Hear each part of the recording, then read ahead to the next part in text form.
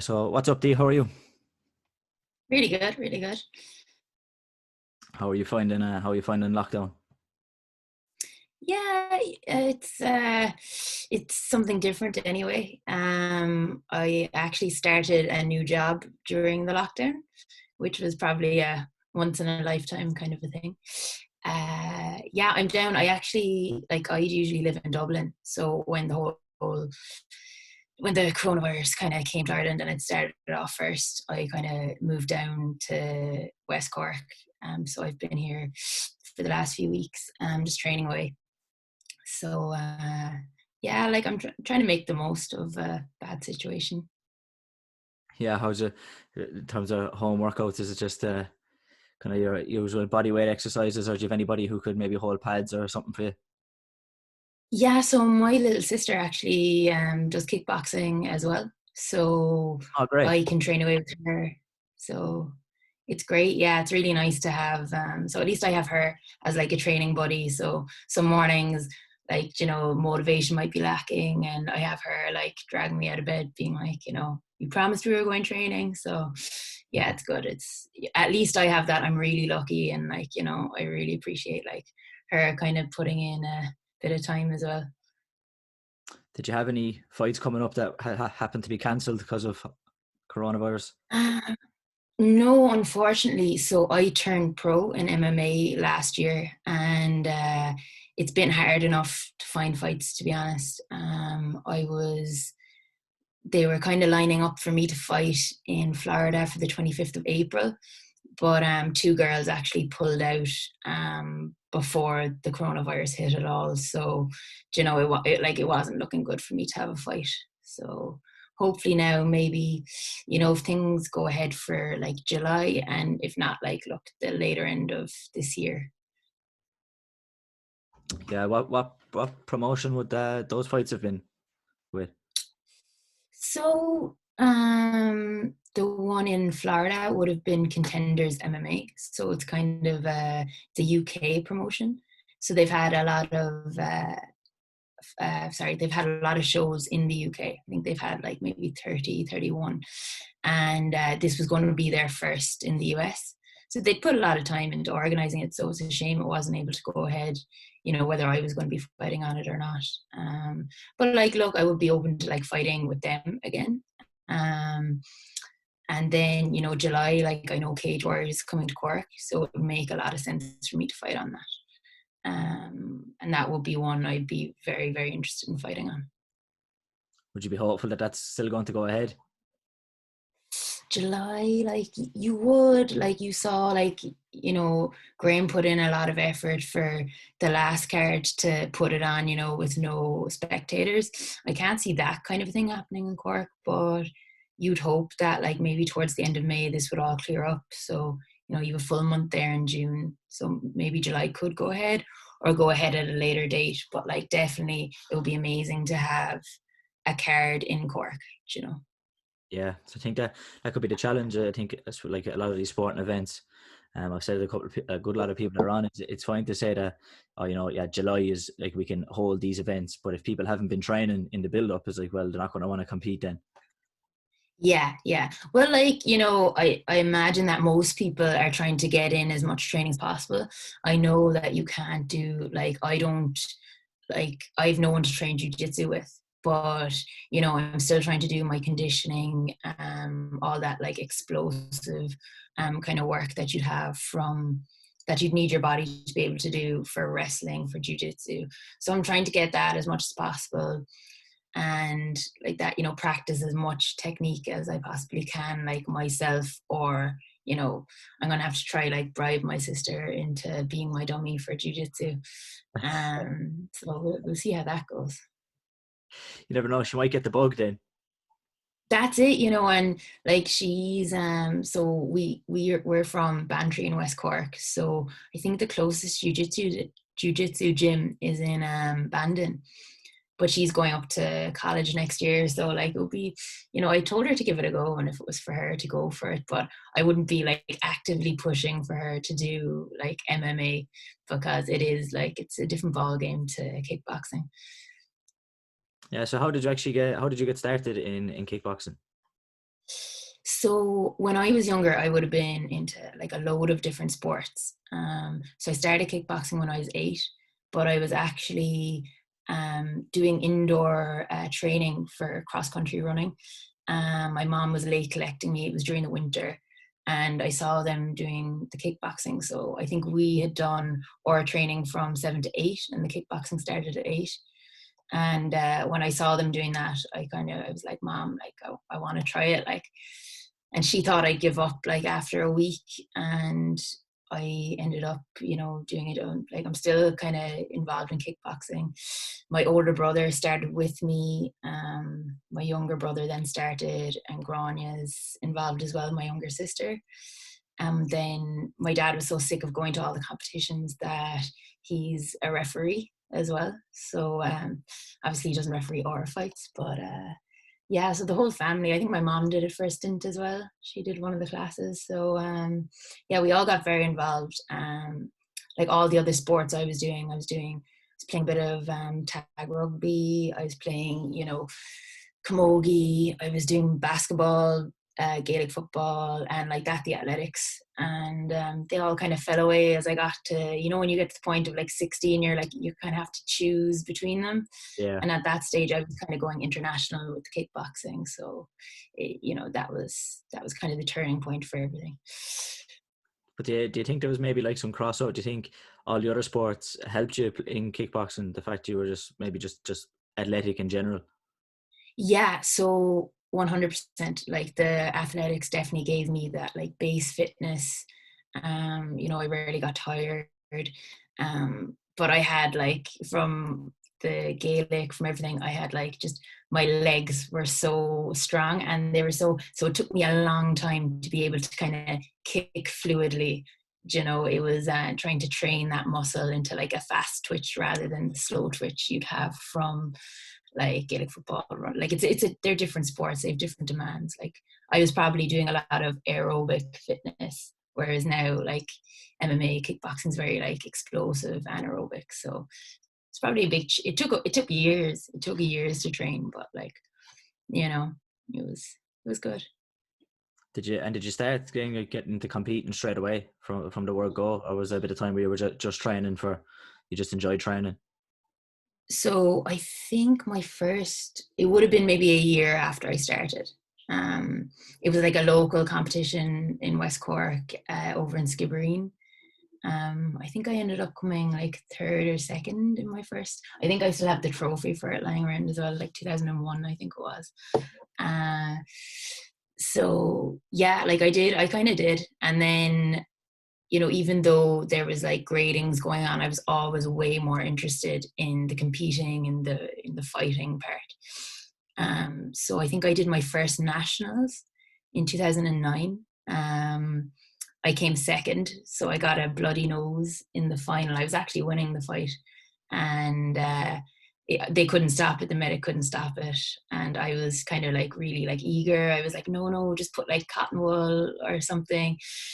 But they wouldn't let me. So they wouldn't let me continue. So even though it was the final and I'd come second, I had technically qualified for the national team.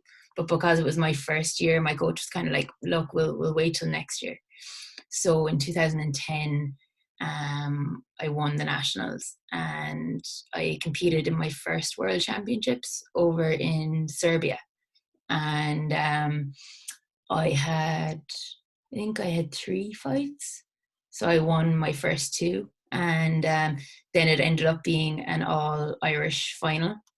So a girl that funnily enough, I now train with, like she trains in SBG as well, Shannon McGee.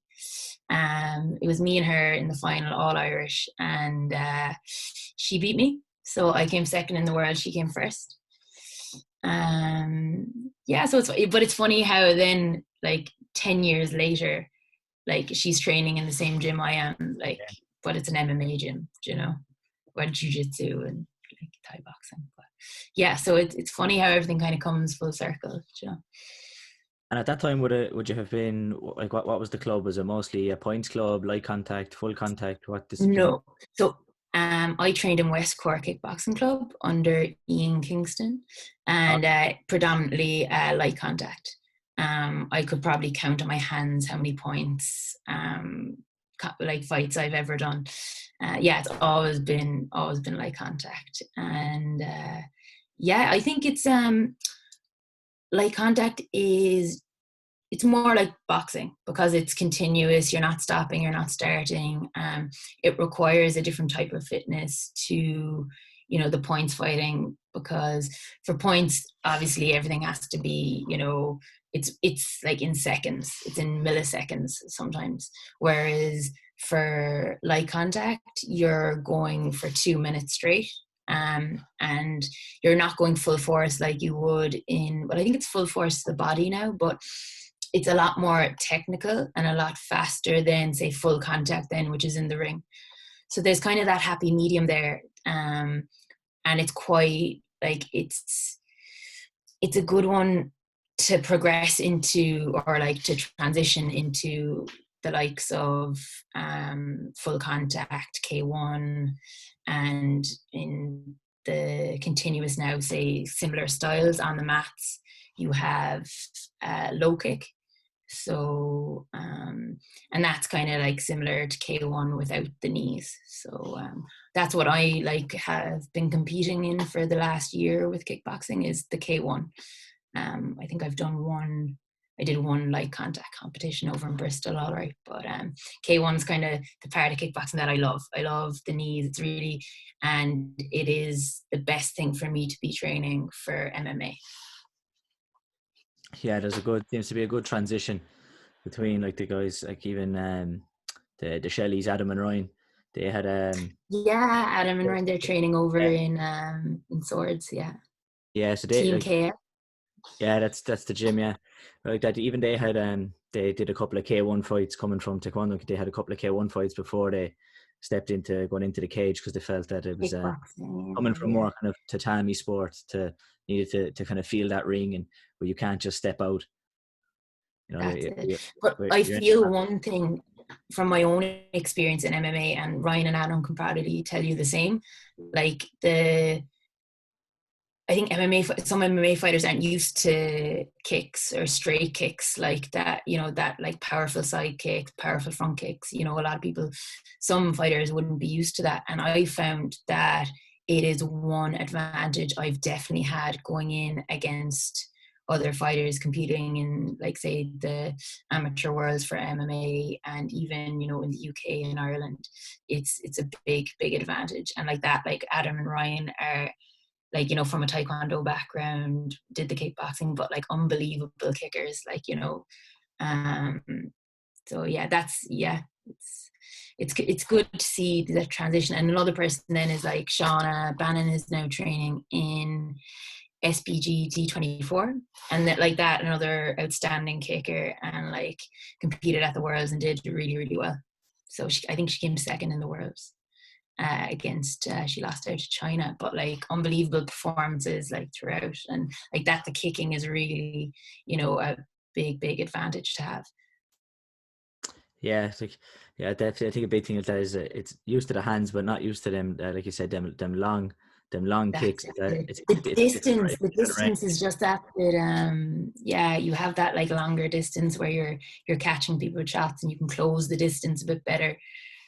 With your leg and follow with the hands, it works really well. I found that it's been, I'm at a big advantage with it.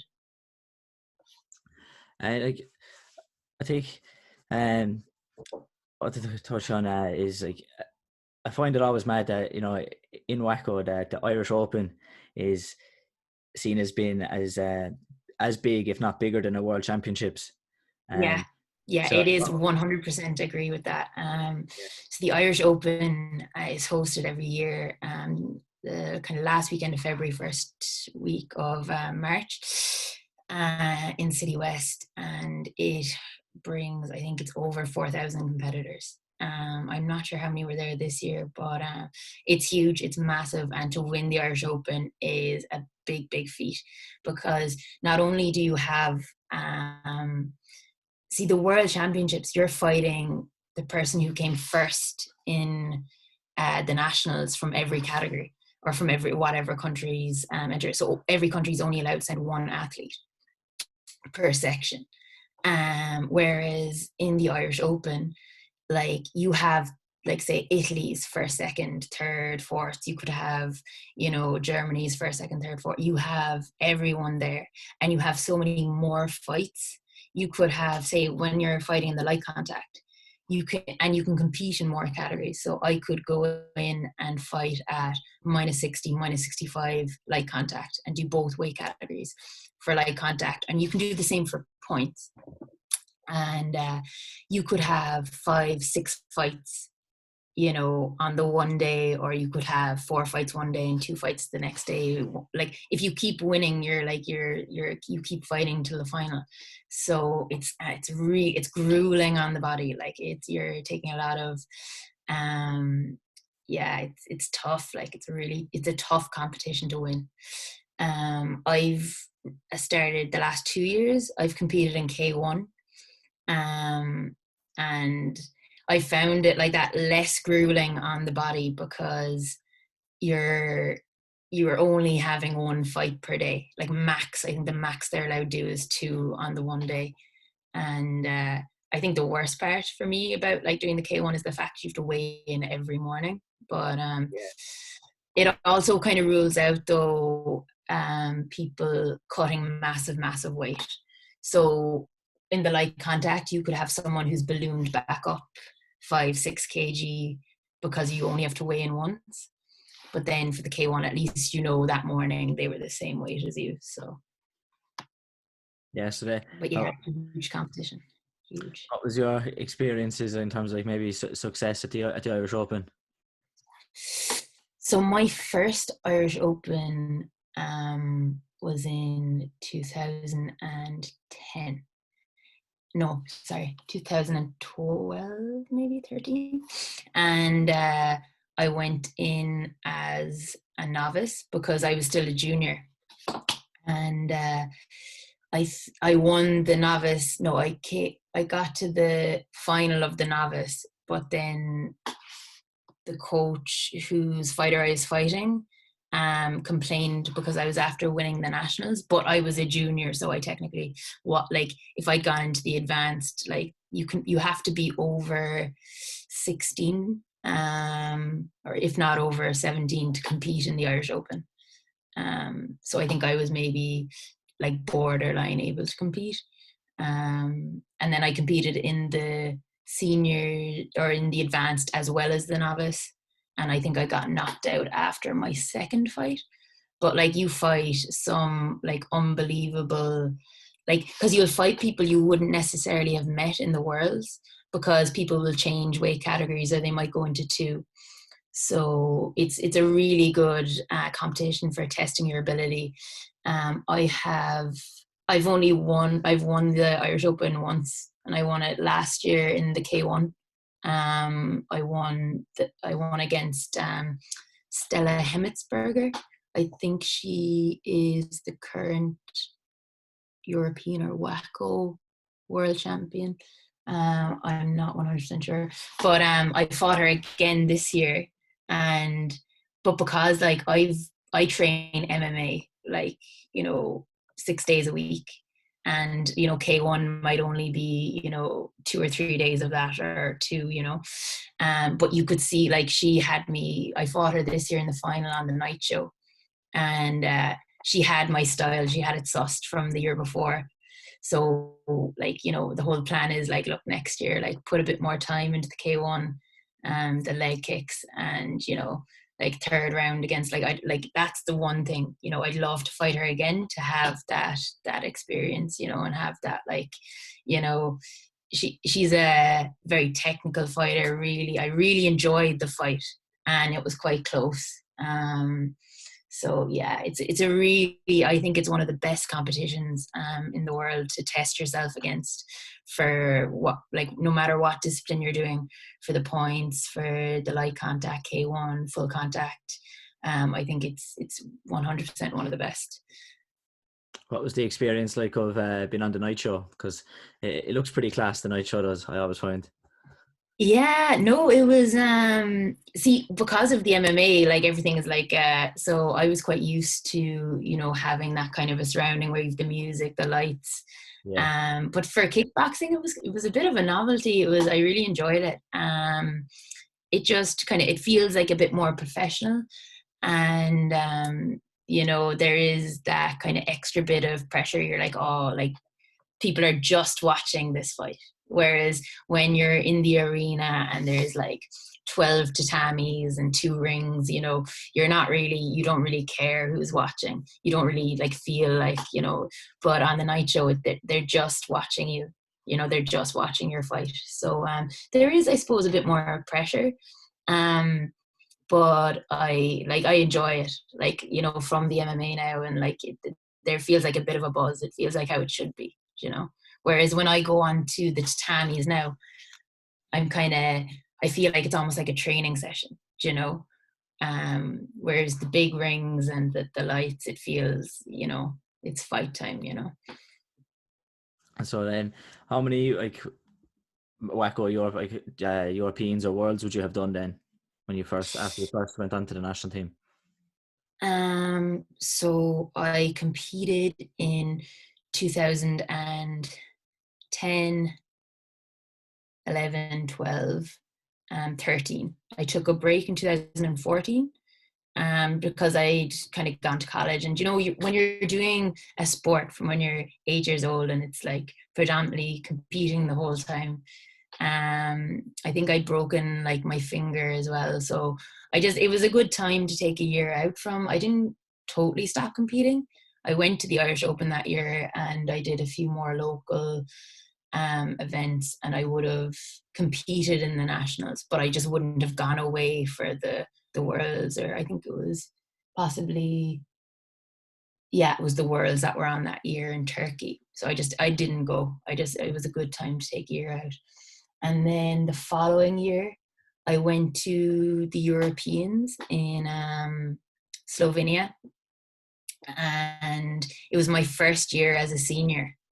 And I was doing kick light and light contact, and I lost both my fights on the first day. I had 2 fights on the one day, and I was devastated. I was like, after taking a year out and, putting all the training in and getting the weight down, and for having 2 fights and just, when you just don't perform. So I was devastated. And then the next year, um, I'm not sure. What did I do the next year? 2000. I think it was the next Europeans I ended up going away to again, and I came second. I kind of bypassed all expectations. I beat some like big names, and I lost to, I suppose, in a way, my kickboxing rival in light contact, because she's just this one person that I have fought now. I've Paulina Yarsmek. I have fought her 3 or 4 times now, if not more. And it's so close, but like she's just this unbelievably, I'd say she's a head and a half taller than I am. She has an unbelievable kick. She's great tactics, and it's, I've gotten it to be like a few points, but I can never quite get her. And she's an unbelievable fighter to watch. But yeah, so I lost to her in the final of the Europeans in 2000 and I'm going to say 16. And then I competed in 2017 in the Worlds. And I won my first 2. I know, did I have 2 or 3 fights? And then I met Paulina again in the quarterfinal. No, the Oh, semi-final, because I got a medal. And yeah, it was actually the closest it's ever been against her. And the judges just didn't favor me. That would probably be the one fight that I would have thought questionable, that I thought I'd pipped her. But yeah, so, and Paulina went on to win it then. So yeah. It was, I was really, like kickboxing for me, I've always looked at it and been, I absolutely loved it, but I feel like it was there, it built me up to like where I am now. And there's a reason I didn't win a world medal in kickboxing, because if you win a world medal, you feel like you've achieved it all. And you see a lot of people who've won gold in kickboxing in the world's Europeans, and they just stop, because they're like, where do you go from here? Whereas I think the fact that I have like two silver, I have a silver world medal, silver European medal, bronze, and two bronze like world medals, and it just makes you want more, and then when I kind of, the last time I fought Paulina, I was like, I am world level, like I'm at the highest level of kickboxing in the world. I have been beaten by the best, and it was so close.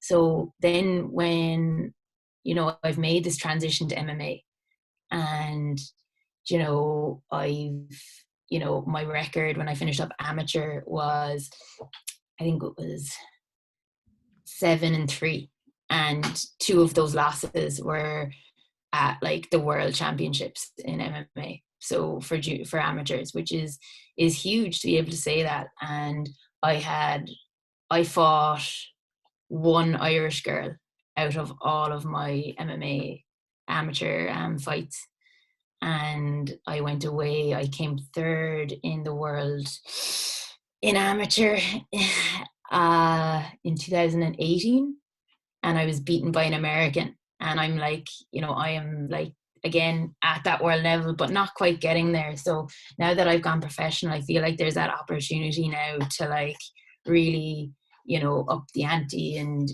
prove that I can be like, a world champion.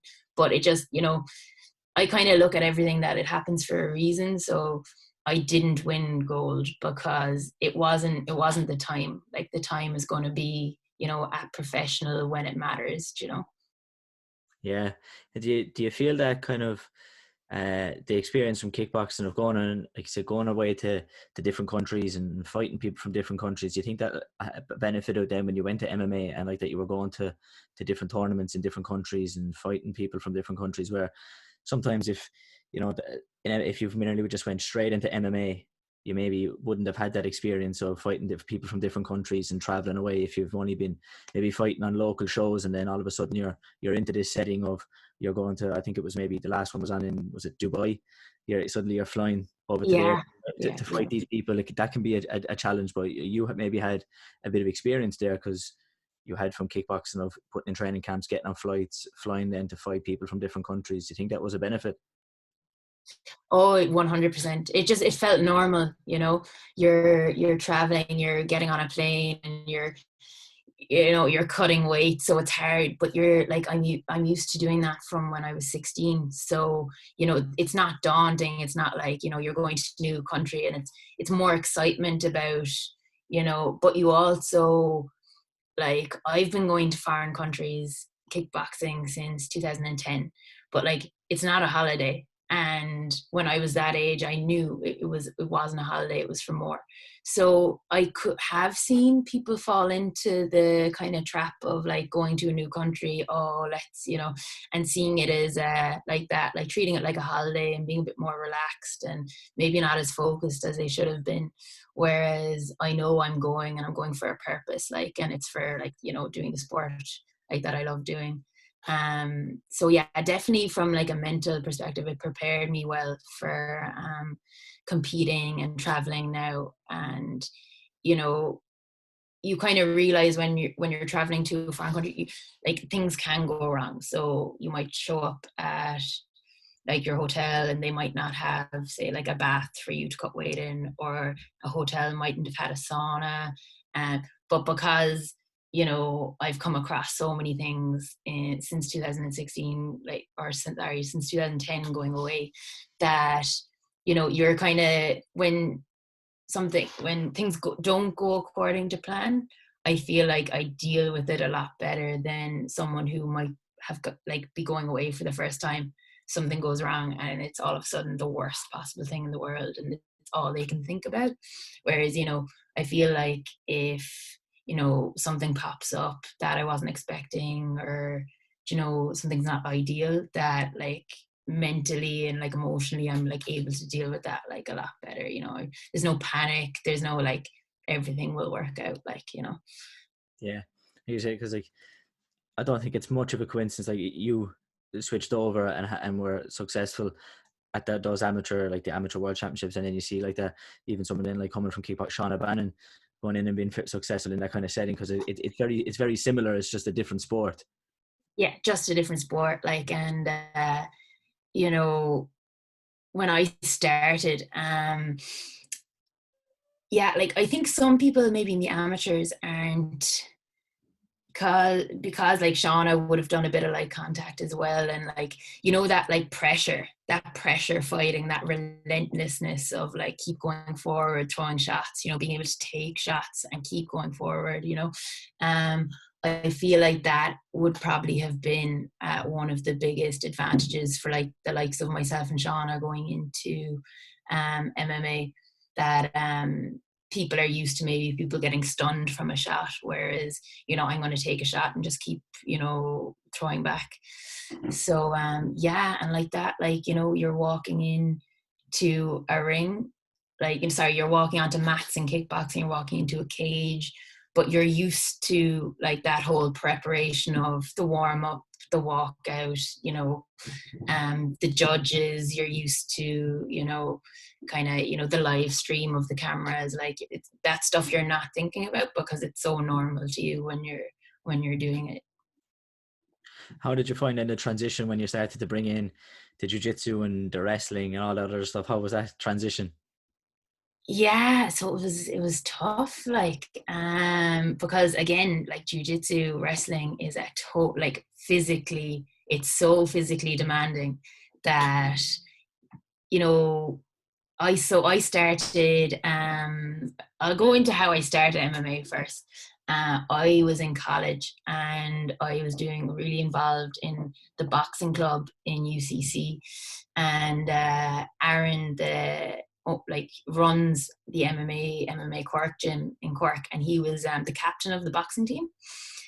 And for about 3 years, when I was on in the boxing club with him, he was pestering me. He was like, "Oh, Dee, please come try the MMA, please try it."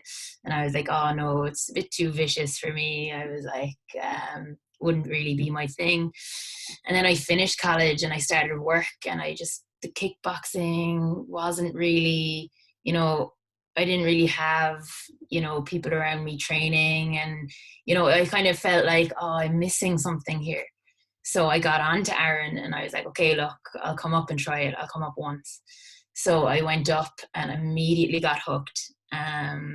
So it was getting to the stage where I'd get up, like Aaron would pick me up from my house 6 o'clock in the morning, would go down with the like Jack, his brother Jack McGuire, Aaron, John Mitchell, Jack Monaghan, and we'd all be there 6 o'clock in the morning most days. I wasn't allowed to do any striking training when I first started. So I think I drilled on, like, I wasn't allowed to do any. It was awful. I was like, "Oh, Aaron, please, like, no, like you're doing 100 mount escapes, you're doing 100 like side control escapes. You're, you know, this was what I was doing." And like that, you know, single leg takedowns, double leg. That was all I was. It was like Aaron's gym is predominantly like wrestling. And then at the time I was there, Liam Beechner would have been, like, they would have been in the same club at BJJ Cork. So I would have been doing jiu-jitsu with Liam and another guy there, Julian. So I was really, really lucky that I was in a gym that was so predominantly wrestling and jiu-jitsu, because that's what I needed. Because I didn't need, like, I'm not saying I didn't need to work on my kickboxing. There's always room for improvement, but like it was the perfect foundation for me to start, you know, with the basics. And but like that really physically demanding. Like I think the first time I was sparring in the cage, so all the guys would come to training actually, and they'd have like hoodies on and like, you know, long sleeved, you know, tops, and there was I in my like tank top and like shorts, being like, guys, like, why are you so wrapped up? You know, it makes, you know, are you not going to be like way too hot while you're training? And then we got in the cage and started doing, you know, some wall wrestling or whatever. And I'd go home and I'd look in the mirror and there was like the imprints of like the cage on my back, like bruised. And I was like, oh, this is why the guys wear all the layers. I was like, this makes sense. Yeah. Yeah. So yeah, like I had to go to a wedding and like try cover up, and yeah, like my boyfriend gets awful stick when I've like black eyes, everything. But yeah, so I started off in MMA Cork, and like I'm still best buds with the guys, Aaron, Jack, John, and the guy and everyone else. We talk all the time. But then I moved to Dublin, so I was kind of looking at SBG up there, and you know, they like John has so many girls. He had so many at the time in the gym. So I messaged John, I think it was shortly after the Conor Mayweather fight. And I was already signed up to go to the World MMA Amateurs in Bahrain that year, 2017. So he messaged me back in fairness and said like, oh yeah, have loads of girls up here, come up and train, you know, start whenever. I'm away at the moment, but like come up. So I think that was in like the August, but I was moving up in September. I started a new job up there, and yeah, so I just joined the gym, and like, you know, I have made some great friends there, and the training there is second to none. And like that, I just have so many more girls that I can train with. And like that, so I have my friend Jackie's from Brazil. She's a purple belt in jiu-jitsu and she's unbelievable. I have my friend Katie, she's from Canada, and she's fighting in Invicta at the moment. And Danny Nealon, just after going 2-0 on Bellator. And then another girl, Antonella, she's had 2 professional MMA fights. And a German girl, Mandy, she's 6-0. She's fighting Liz Carmouche, I think. It's been postponed, but like, look, another massive fighter. So like real high level training partners. So, you know, and John, like training second to none. Like, so yeah, like just really enjoying it up there. You know, it's like, you know, I'm there every single day. It's like home. So yeah, it's going really well. Did you happen to find maybe a new passion? Have you started to maybe fall in love with jiu-jitsu and wrestling as much as kickboxing? Yeah, yeah. As in, like, I was really surprised I took really naturally to wrestling. So like I've a like short, stocky build, and it's perfect. It was like I was made for wrestling, to be honest. I was in the wrong sport my whole life. Love wrestling, absolutely. Like it's, and jiu-jitsu as well. It's getting to the stage now where I'm doing things and I'm like, I don't even know what I just did, but I was like, oh, it worked. So like, you know, some escape or some, you know, takedown, and I end up in, you know, mount or side control, and I'm like, I don't even know how I did it, but it happened. But yeah, no, love jiu-jitsu. I'm a blue belt now. I've done I did 2 jiu-jitsu competitions. I did one in DCU, I think it was DCU, in when I was training out of MMA Cork as a white belt, and I won that. And it was hilarious because there was a girl who used to do kickboxing. Lindsay Doyle was in my category, so it's kind of funny. And then I did the IBJJF Dublin Open. They say a year gone, say like not last Christmas, the Christmas before. And I got the worst black eye ever. Like my eye was huge, like worse than any kickboxing. Someone decided to pull guard and their heel came up, smacked my eye. I was walking around with a black eye for all of Christmas. But because I'd done the MMA, I couldn't go into the white belt division, so I had to go into the blue belt.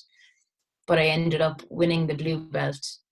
I think I came second in the absolute or third, I can't remember, but I won my division. So then I kind of like was like to John, I was like, you really have no excuse but to promote me to a blue belt now, because I'm after like winning a blue belt competition. So I got my blue belt that December. Photos with the horrendous black eye and everything, but yeah, so very memorable jiu-jitsu competition, my second one.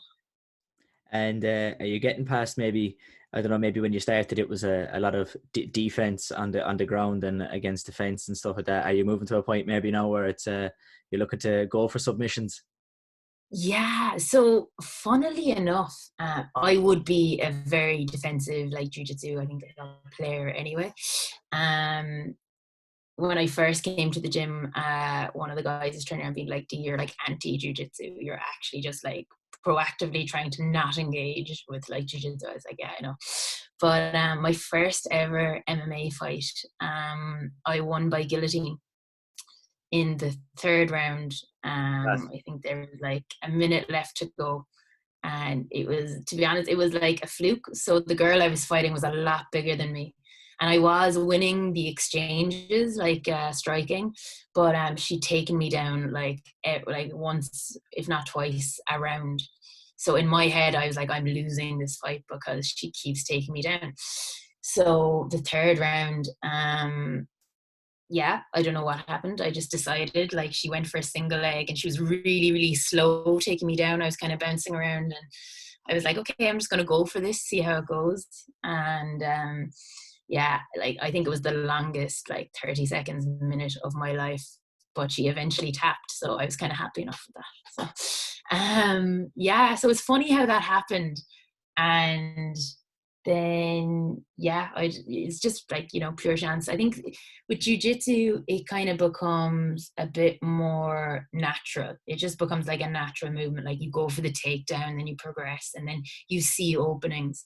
I've definitely come on a long way from when I started. Even like sparring now, I tend to, I'll strike with someone, but like I'll go for the takedown, against the cage, in the middle of the cage, like and I will look to progress and like that ground and pound, or, if there's an opening for like, if I get someone's back, or, I'll go for the rear naked choke. So it gets to a point, I think, when you get comfortable with it, like certain submissions, that you will try it. Like my all-time favorite, I think, is the guillotine, purely probably because I won my first fight by That guillotine. connection to it. Um, yeah, so I love that. But yeah, I've come a long way. I still have a long way to go. Like, some people are doing things and I'm like looking at them being like, it's like chess, so many strategies, so many moves, human chess. So, but yeah, I absolutely love it. And, I never was one, even in kickboxing, to be like, oh, I want my next belt. Um, I was never one for grading or anything like that. But like now, I think with the mentality they have in jiu-jitsu, it's like your belt is like proof of, like, it is more of a reflection of your ability than it would have been, I think, in kickboxing. So yeah, I would I'm going to try go for like my purple belt, just keep getting better, and hopefully, like, but yeah, I love it. I would always say, like, when people ask me now, oh, what, like, should I start training? And I'd be like, to my friends in Cork, I'd be like, go up to BJJ Cork, like try it out, and like try the jiu-jitsu. And, friends of mine in Dublin, I'd be like, seriously, you need to try at least one jiu-jitsu class. And all of my kickboxing friends, I'm like, you just need to try it. You just try it once and see if you like it. But yeah, I'd be a big advocate for it now, whereas I never thought, like, and when I started, I kept telling myself, I hate this so much because it's so hard. And I was getting, like, pinned by people the whole time. I wouldn't be able to move. I was getting submitted left, right, and center. But like, I think jiu-jitsu is that kind of a sport that no matter what level you're, like, all the way up, I'd say, till you're a black belt, you're getting submitted by everyone who's, it's, you just kind of begin to like accept it, and get a little less harsh on yourself. So yeah, it's good. I love it. I love it. But did you find that it was much easier to maybe see progression? Because I know from like myself, even when you start getting to a high level, and maybe I would have seen it in kickboxing, it becomes very hard to see progression from definitely day to day, but even sometimes then month to month, it kind of doesn't necessarily feel like you've definitely got better. But did you feel that then, you know, that you were getting submitted, but then you kind of feel yourself getting better because like, well, okay, now I'm not getting submitted as much, or now maybe I'm Yeah, getting submissions. Maybe it yeah. was much easier to see progression. Big time, big time. Because a lot of the guys doing jiu-jitsu in the gym would have their like everyone has a particular submission that they like. And there's some real high level guys like you know, the likes of James Gallagher's guillotines, like, you know, some like so many fighters have like unbelievable submissions.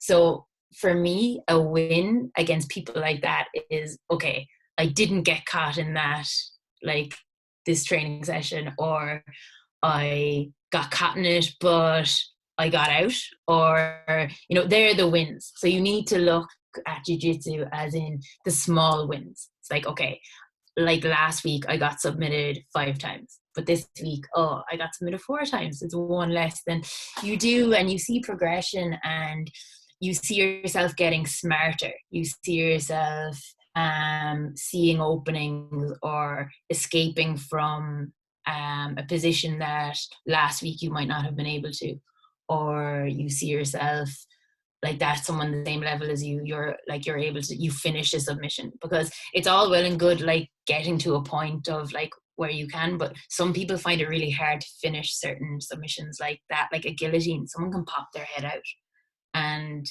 you're then on your back in guard. And for MMA, I don't think that's like, it's not an ideal position to be in when you've probably gone from being in a really dominant position. So yeah, it is, Sorry, it's and like, Cleve. to be honest, yeah, you can definitely see progression in jiu-jitsu, like really, like you can see yourself getting better. It's a lot more noticeable, yeah, than in kickboxing. In kickboxing, it's like, it's marginal. It's like, it's quite like, you know, like I suppose in a way similar to if you look at it from that point, like the same way you're looking at jiu-jitsu. So you're fighting, you're sparring with your training partner, and every time you go in, they're catching you with the same technique. So then next week, okay, they're not going to catch me with this. So yeah, yeah. I think it's a lot easier in kickboxing to train or to specify your tactics to a certain person. Whereas in jiu-jitsu, it's all on you. It's like you can't predict what the person, like, you know, to a certain extent, you can't really predict what they're going to go for.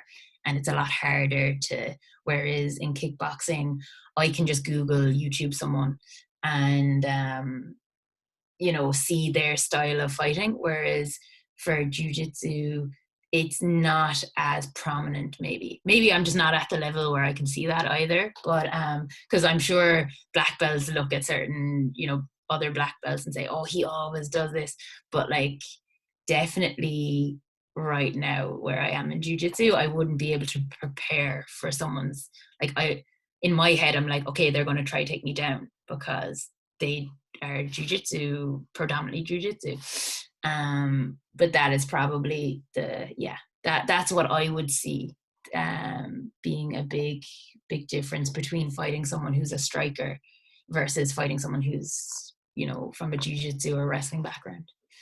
Yeah, because do you find that maybe because, like you said, kickboxing, you can watch the techniques that the person tends to do a lot, but with jiu-jitsu, do you find that it's much more like you have to, the only way you find out it's more by feel. You have to be in there with them to Yeah, kind of. it's by feel 100%, because like there's no, because they're reacting, like don't get me wrong, kickboxing's you're reacting as well, but I feel like it's a lot more, jiu-jitsu as well in competitions can be quite like a slow game, so you could end up in one position and then you're waiting for the other person to react, and depending on how they react, whereas kickboxing is probably so much like faster that someone reacting, you might miss stuff, or you might not see the reaction, or when you do see the reaction, everything's happening a lot like faster. Don't get me wrong, jiu-jitsu can be fast, but there is that kind of also point of where you're being patient and you're waiting for someone to move to expose something, or and there is also that, like, you know, you make someone, like you make a jiu-jitsu person like do something on purpose, but they don't know, like, so there's that bit of trickery, there's that bit, yeah. So it is, it's very, I find it really interesting. I find it really, really interesting. And I just, yeah, I love it. Like, yeah, it's good. It's really good. I'd recommend anyone to give it a go, like, you know, even just like once. What would a weekly training schedule kind of look like? I suppose not right now, but if Yeah. much more a normal time.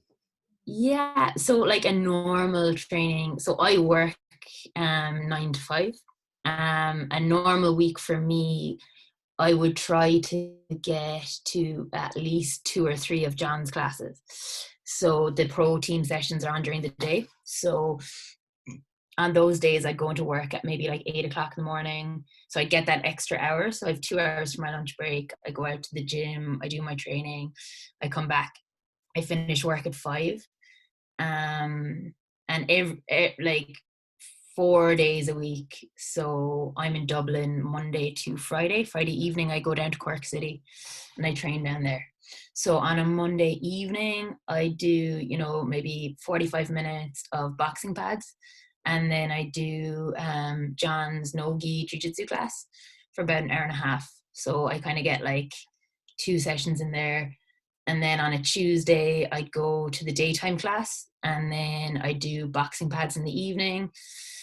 Wednesdays, what do I do on Wednesdays? Like that, I might go to the daytime class if I can, which is generally kickboxing. And then in the evenings, I do boxing pads always, just kind of like a daily thing.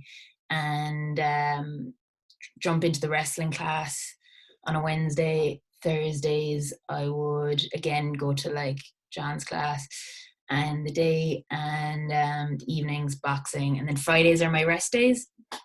Saturdays, I'm in Cork. I'm doing my strength and conditioning early Saturday morning in Exceed Fitness in Ballincollig with Leon. So he's unbelievable. He's been with me from the start of my MMA journey so far. And yeah, just really sports specific stuff, a lot of explosive movements. So I do that early, maybe 8 o'clock in the morning on a Saturday. And I do boxing pads on Saturdays for about an hour. Sundays the same, boxing pads. So I know, like, I am, even in kickboxing, I was ever like a better boxer than most people. My kicks just weren't for MMA, they're really good. For kickboxing, they're not quite that world level kicks like you'd see from like the likes of Adam Shelley, Ryan, or from Shauna. But my hands would have always been my biggest asset. And so I did the boxing and all that, and I love it. So the head movement.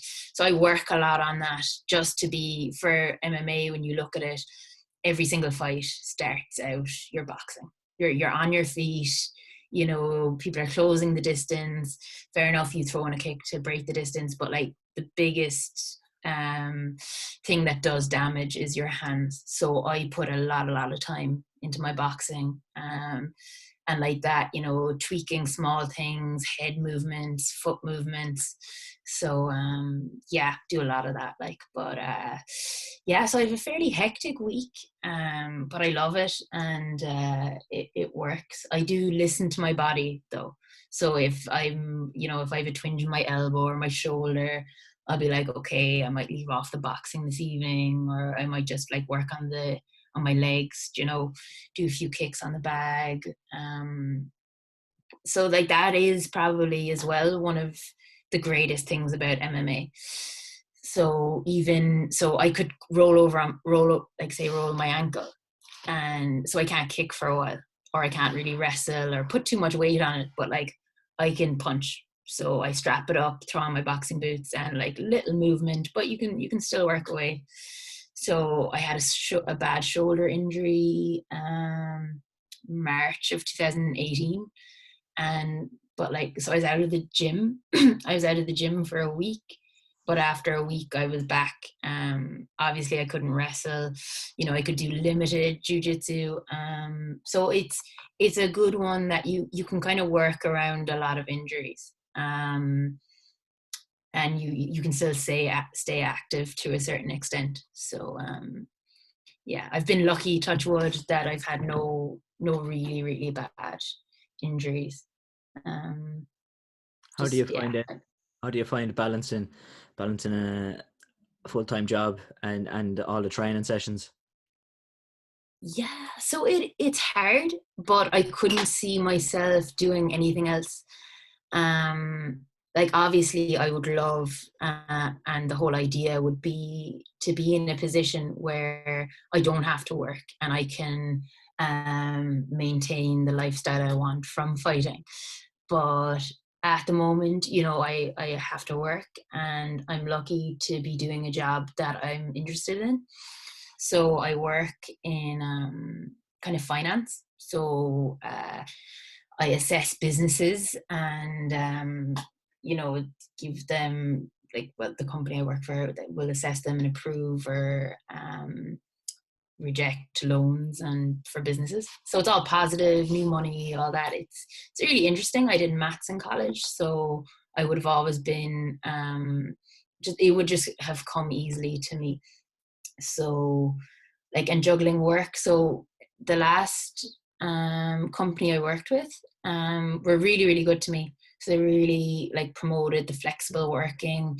If I had fights coming up or if anything came up short notice, they were really really good to give me time off. So when I am, like, considering moving job, or when I am in a job, that is like when I'm in the interview, I'm telling them like, this is my, like, I need flexible working, like I need, a bit of leeway to do what I want. And if they turn around and say they can't do that for me, then like I'm not gonna move. I'm not gonna take the job. But I've been really, really lucky now. Like the last 2 years I was working in Dublin city centre, right next to the Red Lewis line. So I was able to go out, like, 25 minutes would take me to get to the gym.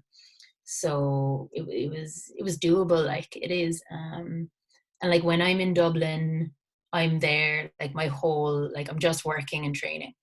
And like that, I have my few buddies in the gym who I hang out with, and like that's my social. And like for me, I enjoy it so much. It has never felt like a chore, and I would hate for it to start feeling like a chore. So like I'm going to work and I'm thinking, it's like, oh, I can't wait to go training later, like so excited. I really just enjoy going into the gym and what I do. Like I just couldn't imagine, like for me it's not really a juggling, it's I'm doing what I want anyway. So I'm just kind of lucky to, I love what I do, and I'm kind of in a position where I have the opportunity to do it kind of as much as I want. And what did your job think of when you came in with the black eye? Oh, I got so much stick for so long. Like I'm really lucky that I don't have to meet customers, but yeah, like uh it's, yeah, the makeup covered all over it. You just get a lot of slagging, to be honest. But yeah, they were very good. They were very good about it always. So yeah, like I think the hardest part maybe would be in work when you're a bit tired, or when you're cutting weight and you're a bit cranky, and it is tough. But like that, all I can say is I was really lucky to work with like really really sound people who just wanted to see me do well in my sport, and they see how important it is to me. And I get my work done, and they're happy enough with that, like. So but yeah, the black eyes are an issue there, and I don't know what it is. I'm really really prone to, I'm not one of those people who just get a small little black eye. I'm the person who will get this massive golf ball on the side, like just here. Like it's happened twice now Yeah. in the last 2 years. I just can't. So unlucky. So like it's either a headbutt or someone's heel, and yeah, it's just it's normal now. It's normal. It's actually probably strange to not have some bruises and everything. Yeah, but yeah, no, I'm very lucky though. Like, you know, I've no big injuries at least. So is the goal it's going to be the UFC, Bellator? The UFC is definitely the goal. 100%. And that's why I'm kind of looking at Cage Warriors, because for Europe, it's probably one of the most direct paths into it.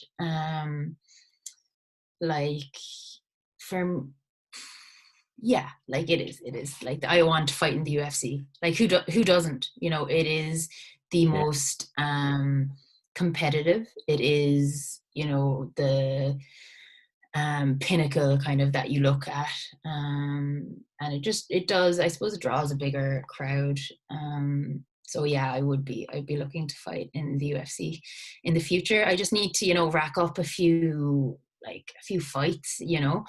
I need you know, more competition. I used to give out as an amateur about how hard it was to get matched or get fights.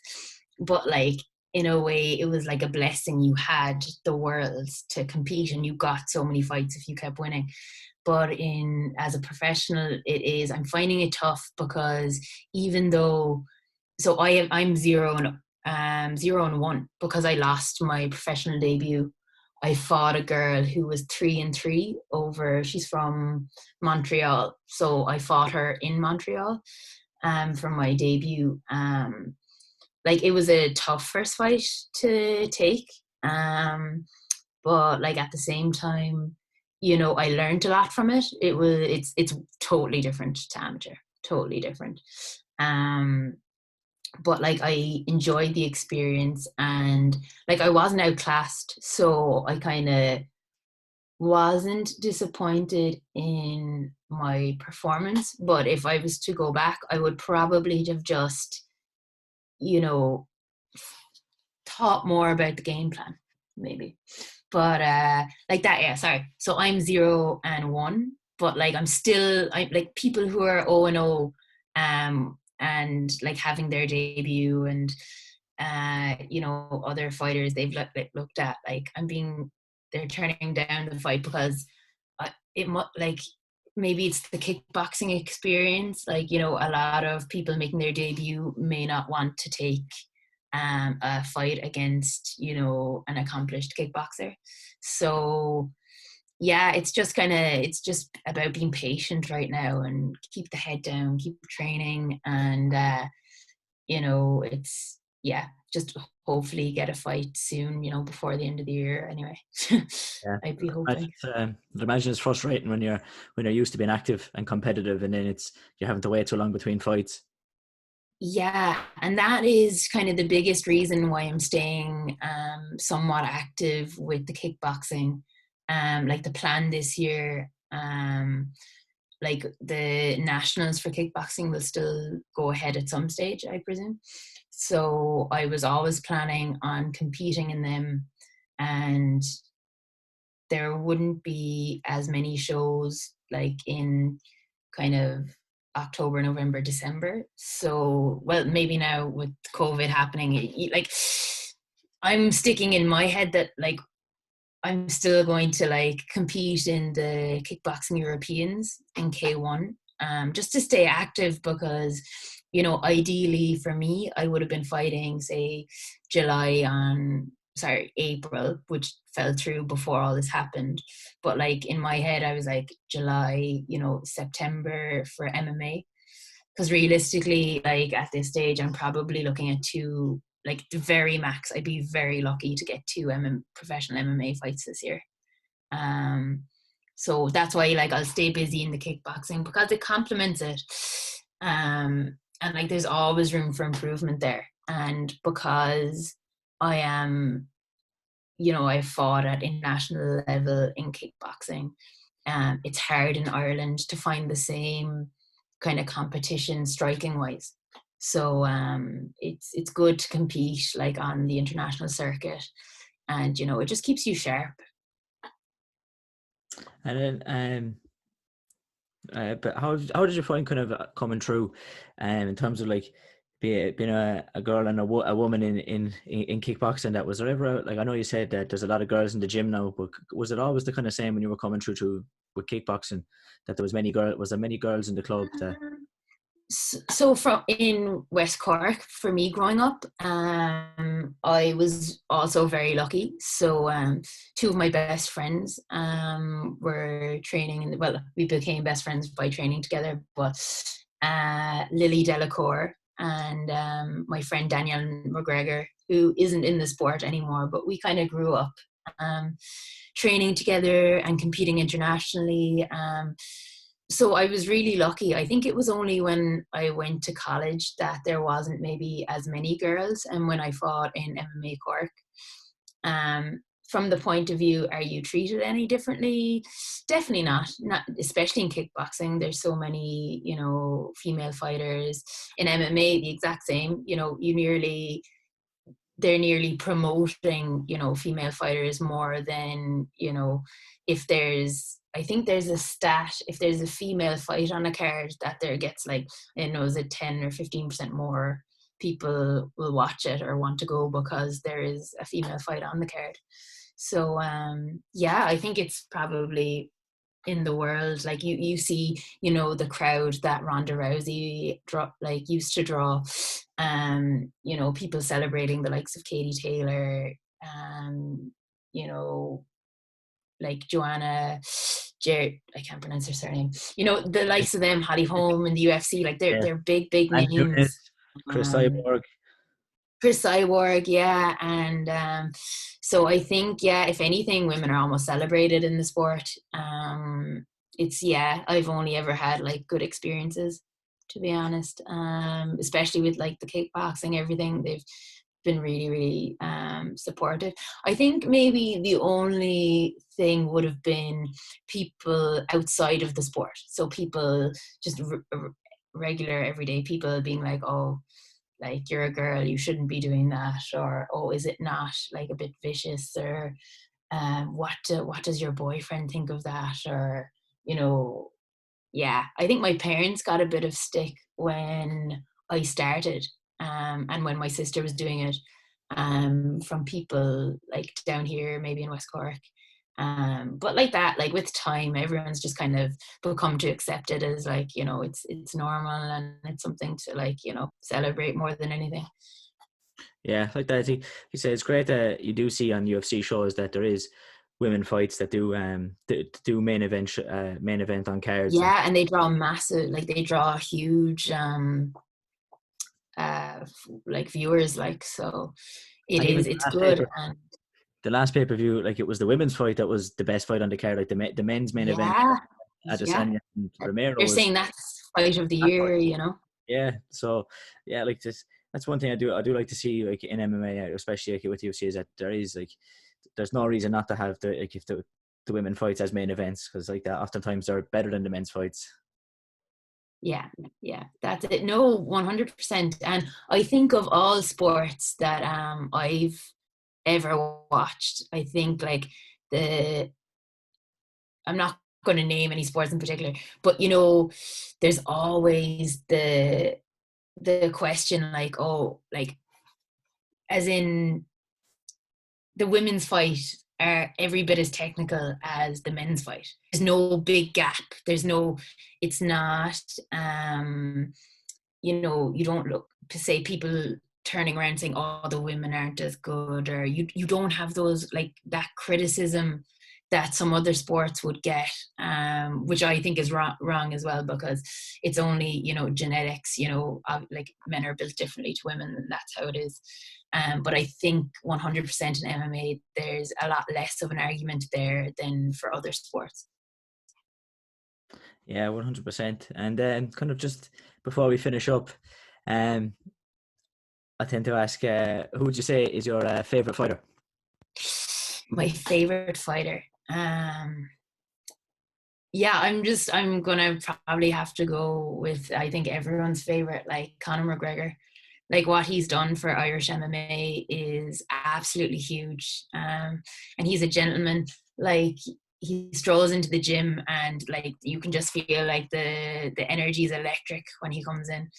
And just seeing, you know, how technical he is for a kickboxer, watching him fight, I just like, you know, he's a kind of inspirational. You look at him and he's doing MMA and you're like, but like he could be a world champion kickboxer, you know, he could be, you know, champion like boxing. Like he is just like his work ethic.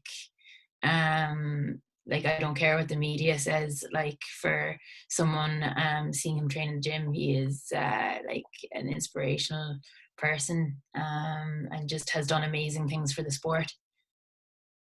And then if You it know, was he's really put Irish MMA on the map, like, you know. 100%, yeah, I think that it's when you think like the biggest name in the UFC and in MMA is an Irish guy. It's pretty class because Yeah, we don't get that in many sports, other sports, where it's like the number one, well, most known or most famous is and the number one most the person associated most with the sport is an Irish guy, which I think is yeah. pretty. But I think when you look at Irish fighting in general, like for an island with such a small population, to see the likes of Katie Taylor go out there and, you know, have so many belts, I suppose she will be another, like, say, you know, another favorite 100%, for her to have won, you know, the Olympics, and to have won all these belts now, and be that like person, like she's the one to beat, like she's the unbeatable. So, you know, just seeing like, you know, Irish fighters on that scale, you know, doing so well is unreal. And like, you know, the likes of, you know, Peter Queally, you know, main event coming up in November, like James Gallagher having had like the main events, everyone doing so well, and Liam McCourt, you know, stepping in, like there's some huge names there, Irish MMA, and they're really, you know, and I think it's a bit of the personality as well. So like not only are all these fighters like, you know, exceptional, but they, you know, they can have a bit of a laugh. They're like down to earth, and they're these approachable people who you can, you know, have a conversation with. Yeah, like I think as well, you get the benefit, you get to see more of that side because you're in the gym with these people. Sometimes Yeah, 100%. And people maybe on the you outside know, obviously, that. I suppose when you're looking at the whole, you know, Instagram version of people, you see something a lot different to what people are actually like. And I think if anything, it's taught me more than, you know, ignore what you see on social media. Like you can, and never ever judge someone for what they've put up on social media, or for what they've, you know, what post they've liked or commented on. I think you can only ever take someone for face value, really, because you know, if someone's like, you know, good to me, I'm going to be good to them. So I think that's all you can do, you know. It's biggest lesson for me from everything, and meeting, like, you know, everyone in the gym is like, you know, they're just people, like they're just, you know, like, you know, everyone's going to promote themselves on Instagram, but you know, it's not necessarily like the reality of, you know, who that person is. So yeah, that's kind of one takeaway I'd have. Yeah, I think that would even be a good place to wrap it up. I think Yeah. really, yeah, I've really enjoyed the chat actually. Yeah, it's been good to hear your story. Thanks, Jamie. No, it was good to chat to you as well. So And keep doing what you're doing. you too, and hopefully we'll be back training and back competing fairly soon. Yeah, 100%. Nice. Stay safe. All the best. Thanks, Jamie.